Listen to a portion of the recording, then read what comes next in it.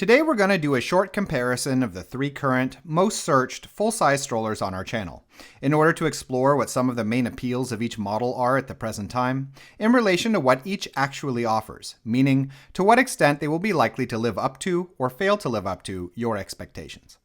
And starting off as the third most searched is the Uppababy Vista V2, a tried and true, large-sized model, built quite sturdily and capable of tackling the rougher terrain that goes along with most urban and suburban environments. Stuff like gravel, cobblestones, dirt roads, and a bit of nature.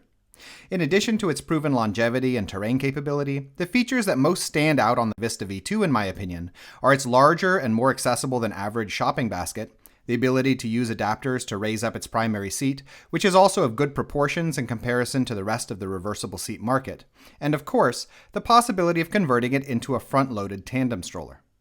The Vista V2 is a great model. In fact, it's one of those that I most commonly recommend. But I do suspect from talking with people that its popularity sometimes may be heavily weighted towards those tandem capabilities. And it's important to realize that tandem strollers in general are really only the ideal two-child choice if one is facing a very limited age gap between children, and will actually mostly be using the stroller as a single model. And the Vista V2 does make an awesome one-child stroller, as long as what you're looking for is a hardy model with strong terrain capability and good storage capacity to better facilitate traveling around town all day without a car and without the need to pack your stroller down or carry it all that much on a daily basis. And if this is what you're looking for, or if you are in a situation where the age gap between your children is known, like you're pregnant and you already have a 2.5-year-old, then the Vista V2 will make an excellent choice. Searched even more than the Vista V2 at the current moment is the Bugaboo Fox 2, not the Fox 3 mind you, which is down in 5th place. In my opinion, this almost certainly has to do with the current market, the fact that the Fox 2 can be had for a pretty significant discount at the present moment in comparison with the Fox 3, which, unless you're really into the new colors, hasn't really been updated in a meaningful way, at least in relation to mechanics. The Fox is also a great model, but it's still expensive, even with the discount, so it's important to know what you're getting. And the Fox, then, offers nearly equivalent terrain capability to the Vista while being even easier to maneuver in smooth conditions, has a few folding options that are relatively uncommon on the current market and that the Vista doesn't offer, in its ability to fold down into a single standing piece with both the seat reversed as well as with the bassinet, and which offers everything you could really ask for in terms of smaller luxury details on the seat unit, both to make your child more comfortable and your own life easier.